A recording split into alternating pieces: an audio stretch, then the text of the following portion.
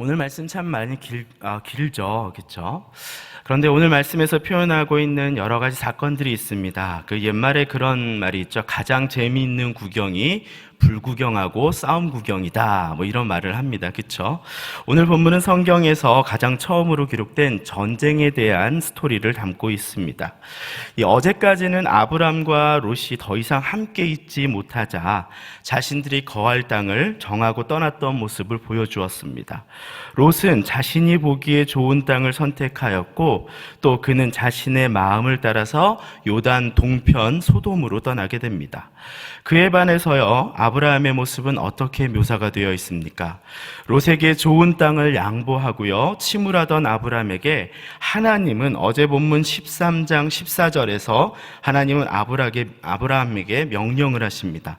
너는 눈을 들어라 라고 말씀하십니다. 내가 보는 모든 것이 너와 내 자손이 되게 하겠다고 하나님은 약속해 주신다라는 것입니다. 그리고 아브라함에게 또 명하시죠. 17절에 이렇게 말합니다. 너는 일어나라 그리고 다녀보라 라고 말씀하십니다. 그 말씀을 듣고 아브라함은 어떻게 합니까? 장막을 옮겨서 헤브론으로 거처를 옮기게 되는 것이 바로 어제의 모습입니다.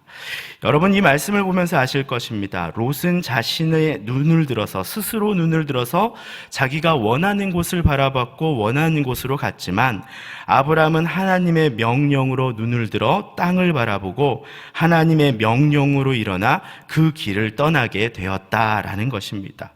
그리고 그는 자신에게 보이는 모든 땅을 주겠다는 그 하나님의 약속, 심지어 그의 후손들에게까지도 그 땅을 주시겠다라는 그 약속을 믿고 여호와를 위하여 돌제단을 바로 헤브론에 쌓게 되는 것입니다.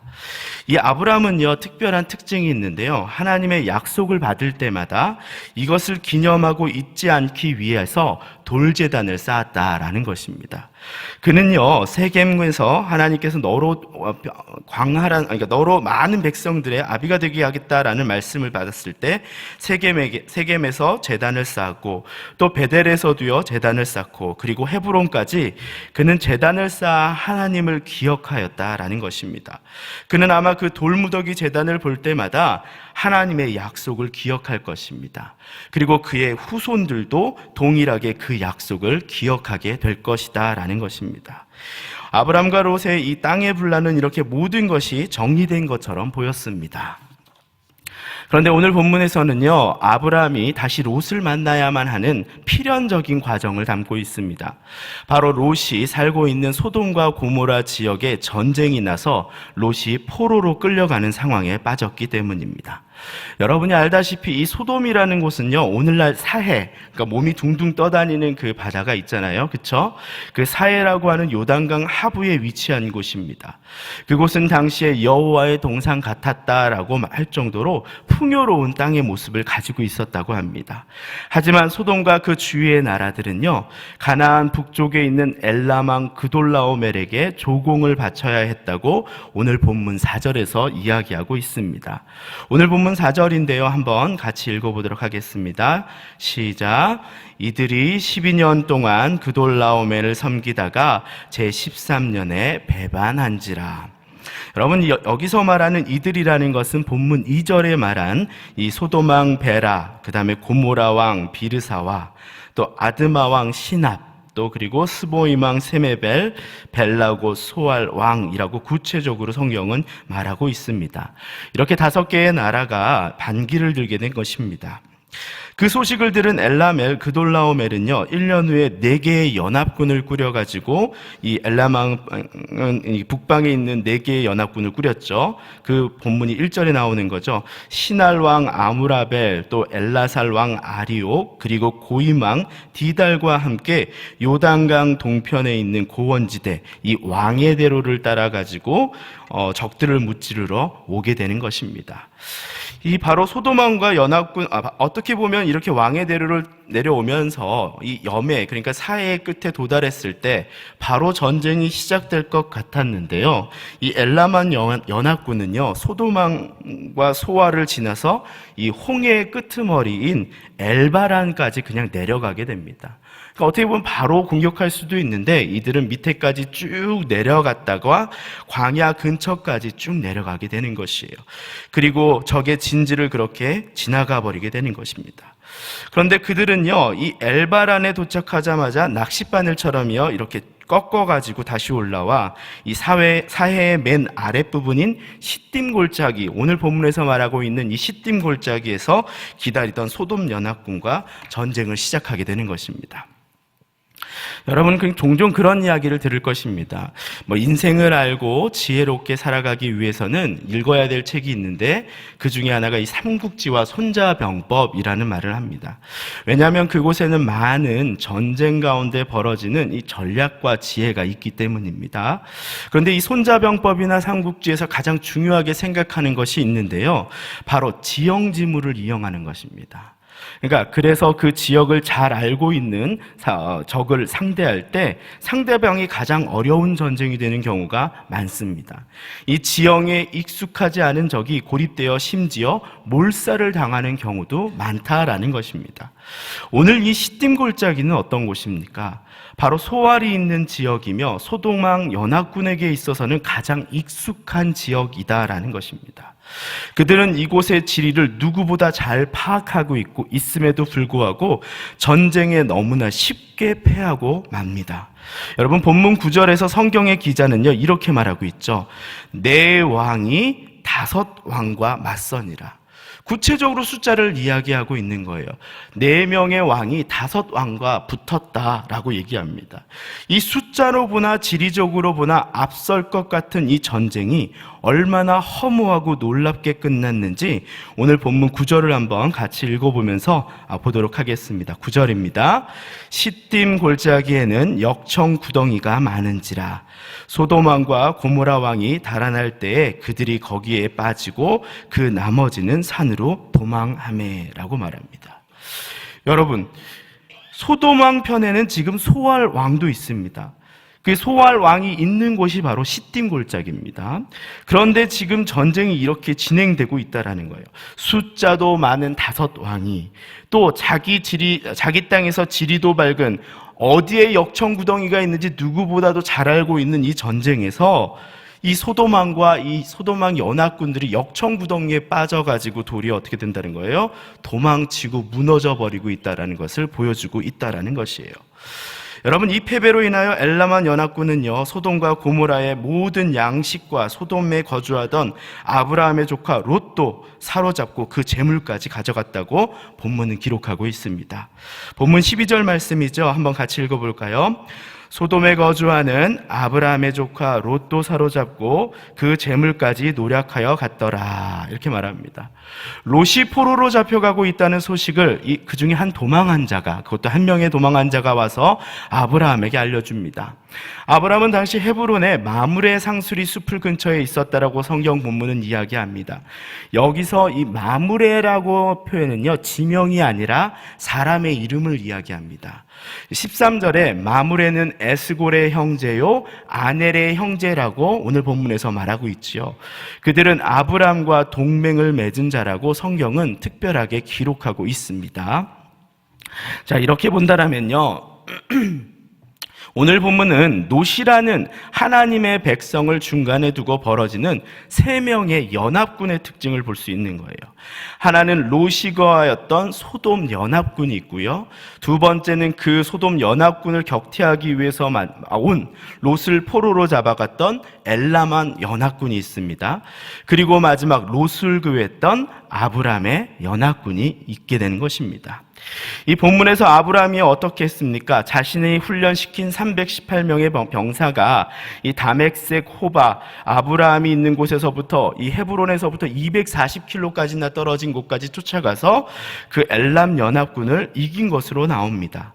하지만 내일 읽은 본문을 미리 본다면 우리가 새로운 사실을 알 수가 있죠. 창세기 14장 24절의 말씀인데요. 한번 성경이 있으신 분 한번 찾아보시죠. 보시고 또 큰순 맑은 샘을 한 장 넘기시면 본문을 볼 수 있을 것 같습니다. 창세기 14장 24절 말씀 한번 같이 읽어보겠습니다. 오직 젊은이들이 먹을 것과 나와 동행한 아넬과 에스겔과 마므레의 분깃을 제할지니 그들이 그 분깃을 가질 것이니라. 이 성경에서 하나님의 사랑과 동행한 자들을 기록하는 것은요, 의미가 있습니다. 그들이 하나님께 동일하게 인정받았다라는 것을 표현하고 있다라는 것입니다. 여러분, 318명의 군사와 함께 누가 함께 그 싸움을 했냐면 바로 아넬과 에스골과 마므레가 그 전쟁에 함께 하였다라는 것입니다. 그들은 당시 일반적으로 낮에 전쟁을 하던 방식이 아니라 밤에 기습을 통해서 엘라만 연합군을 이겨냈다고 성경은 기록하고 있습니다. 이렇게 이 전쟁은요, 모든 게 이성적인 방법으로는 이해가 되지 않는 전쟁들의 연속이 나타나고 있다라는 것입니다. 5 왕과 4 왕의 싸움, 자신의 땅에서 도리어 역청구덩이에 빠져버린 왕, 4 왕의 연합군을 무참하게 이겨낸 아브람과 300여 명의 병사들. 여러분, 상식적으로 이해가 되지 않으시죠? 그렇죠. 저도 동일하게 이 말씀을 읽으면서 같은 고민을 했습니다. 그런데 저는 오늘 본문에서요, 하나님이 주신 은혜를 발견할 수가 있었습니다. 우리는요, 어떤 일을 보거나 판단할 때 단순하게 좋고 나쁨, 또 우리 편, 내 편이라는 관점으로 생각을 하는 경우가 많습니다. 이것을 우리는 이분법이라고 이야기합니다. 오늘 본문을 보면서도 또 많은 분들은 동일하게 성경을 읽으실 때 그런 편견을 가지고 보신다라는 것입니다. 하나님의 사람 아브라함이 악한 적들을 이기는 승리의 싸움이라는 편견입니다. 그런데 오늘 본문의 주인공은 사실 누구냐면 하나님의 사랑을 받는 롯이라는 것입니다. 오늘 본문은 롯을 두고 벌어지는 전쟁을 나타내고 있다라는 것이에요. 본문 12절을 한번 읽어보도록 하겠습니다. 12절 말씀이죠. 시작. 소돔에 거주하는 아브라함의 조카 롯도 사로잡고 그 재물까지 노력하여 갔더라. 그리고 오늘 본문의 결말인 마지막 16절을 한번 보도록 하겠습니다. 16절 한번 읽어보겠습니다. 모든 빼앗겼던 재물과 자기의 조카 롯과 그의 재물과 또 부녀와 친척을 다 찾아왔더라. 한마디로 말하면 오늘 이야기를 통해서 결말지어진 것은 롯이 무엇이 됐다라는 거예요. 회복이 되었다라는 사실을 이야기하고 있다라는 것입니다. 여러분, 죄송합니다. 오늘 전쟁을 통해서 하나님의 큰 은혜를 입은 자는 바로 롯이었습니다. 그는 전쟁을 겪었지만 생명의 위협도 없었고 그의 모든 재산, 아내와 친척들까지 회복되었다라고 성경은 이야기하고 있습니다. 하나님은 이 전쟁을, 특이한 이 전쟁을 사용하셔서 롯에게 하나님의 공동체가 어떤 공동체인지를 명확하게 경험하게 하셨다라는 것입니다. 이 세계의 공동체를 경험하면서 어떤 공동체가 자신을 살리는 공동체인지를 경험하게 되었다라는 것입니다. 그리고 아브라함은 하나님의 끝없는 사랑을 보여주는 이 사자의 역할을 하고 있는 것을 우리는 알 수가 있다라는 것입니다. 그래서 오늘 본문에서 발견할 수 있는 하나님은 어떤 하나님입니까? 자신의 백성을 어떤 상황 가운데서도 보호하시고 지키시는 그 하나님을 우리가 발견할 수 있는 것입니다. 여러분, 사람은요, 누구와 함께 있느냐가 중요합니다. 여러분, 롯은요, 재물이 풍족하고 사회적으로 좋은 위치를 얻는 소돔에 살았지만 그의 삶은 죄의 영향에서 벗어날 수 없는 삶이었습니다. 심지어 자신이 사랑하는 2 딸을 위해서 그 사위를 얻으려고 했는데 그 사위들은 하나님의 명령마저도 하찮게 여겼던 자들 아니었습니까? 그가 누리는 삶은 죄의 영향과 결과를 벗어날 수 없는 삶, 그것이 바로 소돔의 삶이었습니다. 이렇게 법적인 용어로 죄가 있음에도 불구하고 죄가 있는 곳을 사랑하는 것, 그것을 뭐라고 하면 방조했다라고 합니다. 친구들이 사람을 때리는데 자기가 때리지 않았어도 그 범죄를 보여 막지 않아서 그것이 죄가 된다라는 것입니다. 여러분, 소돔이 멸망해서 롯은 포로로 잡혀갔습니다. 그가 지금까지 소중히 여겼던 재물과 재산도 다 잃었다고 오늘 본문은 이야기하고 있습니다. 죄의 영향은 떠났지만 그가 사는 삶은 거지와 같은 인생을 살게 되었다라는 것입니다. 그가 좋아했던 재물도 지위도 없는 인생을 두 번째 공동체에서 그는 경험하게 된다라는 것입니다. 여러분, 하지만 오늘 본문에서요, 하나님은 아브라함과 동행한 자들이 있다고 말합니다. 그것은 하나님의 공동체가 있다는 것입니다. 아브라함을 위해 목숨을 바치는 공동체의 이름이 성경에 오늘 기록되고 있다라는 것입니다. 하나님은요, 롯이 그 공동체를 만났을 때 그가 어떻게 회복되는지를 보여주고 있다라는 것입니다. 어떠한 것도 잃지 않고 모든 것이 회복되는 것을 경험하게 하셨다라는 것입니다. 그는 더 이상 죄의 영향을 받는 것이 아니라 죄도 미워하며 죄의 영향도 끊으면서 그의 재물도 아내도 심지어 친척까지 모든 것이 회복되는 것을 경험했다라는 것입니다. 성경은요, 아브라함이 18장에서 하나님의 천사를 맞았던 것처럼 롯도 19장에서 하나님의 천사를 만나 대접하지 않습니까? 하나님은 이 모든 것이 상식적이지 않은 이 전쟁을 통해서 롯이 다시금 하나님의 앞에 돌아오기를 원하셨던 하나님의 계획이 그 가운데 있었다라는 것입니다. 저는 가끔 그런 분들의 이야기를 듣습니다. 성공하기 위해서는요, 이 줄을 잘 서야 된다, 이런 얘기를 하시는 분들이 있어요. 돈을 벌기 위해서는요, 법을 지키면 안 된다라고 얘기하시는 분이 있습니다. 정직하면 도리어 사람들에게 약점이 된다라고 얘기하시는 분들도 있습니다. 그러니 봐도 못 본 척 세상을 따라 살면 성공하고, 아니 우리와 함께 가면 성공할 수 있고, 아니면 그렇게 선택하지 못하고 그냥 힘들게 그냥 살 건지 선택해라, 이 편이든 저 편이든 선택하는 것이 좋다는 말들을 우리는 주위에서 듣습니다. 또 믿음이 좋던 권사님이 남편 때문에 힘들게 살면서도 주일 예배, 수요 예배와 봉사에 빠지지 않고 섬기다가 하나님이 은혜 주셔서 가게가 잘 되니 도리어 예배 안 나오고 봉사하는 것도 없어지더라라는 이야기도 많이 듣습니다. 여러분, 풍요와 나의 편의를 쫓아서 죄의 영향을 거스르지 못하는 것, 그렇다고 죄를 벗어나려고 하면 살아갈 앞길이 깜깜한 것을 경험할 수도 있죠. 그런데 그때 하나님이 아브라함을 보내 롯을 구한 것처럼 하나님의 구원의 손길이 내 생각과 기준을 넘어서 모든 삶의 영역에 손해 없이 하나님의 것으로 완벽하게 다시 회복시킬 수 있다라는 그 믿음을 가져야 된다라는 것입니다. 여러분, 중요한 것은요, 하나님의 공동체와 동행하는 자들, 하나님과 동행하는 자들이, 하나님을 바라보고 있는 자들이, 공동체가 분명히 어디에나 있다라는 것입니다. 그것이 우리의 셀 공동체일 수 있고요, 내 가족 공동체일 수도 있다라는 것입니다. 그런 공동체를 통해서 하나님의 사랑과 놀라운 역사를 경험하는 여러분이 되기를 축원합니다. 아멘. 제가 좋아하는 출애굽기 5장 13절의 말씀을 나누고 이 새벽에 긴 설교를 한번 마치고자 합니다. 제가 읽겠습니다. 여호수아가 여리고에 가까이 이르렀을 때 눈을 들어 본즉 한 사람이 칼을 빼어 손을 들고 마주 서 있는지라. 여호수아가 나아가 그에게 묻되 너는 우리를 위하느냐 아니면 우리의 적들을 위하느냐 하니. 아멘. 여러분, 이 시간 주신 말씀을 기억하며 기도합니다. 하나님은 우리 삶에 기회를 주십니다. 풍요와 성공을 위해 죄를 합리화하는 자들과 어울리는 것을 하나님은 원치 않으십니다.